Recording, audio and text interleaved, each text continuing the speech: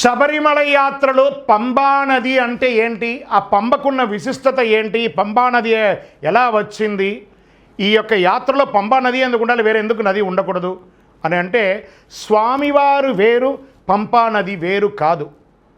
ఈ శివుడు మోహిని, ఆ మోహినిని చూసి మోహిస్తారు.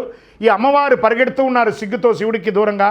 శివుడు కూడా అలా పరిగెత్తు ముహిర్దవన్ మలై అని వెస్టర్న్ ఘాట్స్లో ఉన్నటువంటి ముహిర్దవన్ మలైలో వచ్చి ఆగారు. వీరు ఇరువురు ఆగినప్పుడు శరీరంలో, మనం కూడా ఇప్పుడు షూటింగ్ లైటింగ్ అంతా పెడితే కొంచెం చెమట వస్తుంది చూస్తారా, అలా శరీరంలో ఒక రసాయన మార్పిడి ఏర్పడంతో చెమట వస్తుంది. ఆ శివుడి యొక్క చెమట అరిచేతుల్లోనూ, మోహిని అవతారంలో ఉన్నటువంటి విష్ణు అరిచేతులను ఇలా పెట్టగానే ఆ ఇరువురి యొక్క చెమట బిందువుల్లో ఒక అణువే మణికంఠుడుగా ఉంటాడు. అందులో నుంచి ఒక అణువు జారి కింద పడుతుంది. అదే పంపా నది. అయ్యప్ప స్వామి వారు వేరు, పంపా నది వేరు కాదు.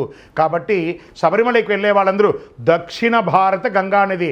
ఎవరెవరు చేశారు ఈ యొక్క నదిలో స్నానం అని అంటే నారదాది మునిలి చట నడచి వెళ్ళినారంట, ముక్కోటి దేవతలు స్నానమాడినారంట, పంపా నదిలో కాలిడితే అయ్యప్ప మన పాపాలన్నీ పోవునట అయ్యప్ప.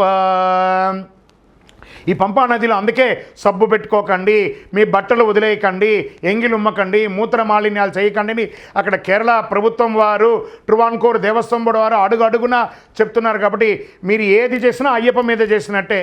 శరణమయ్యప్ప.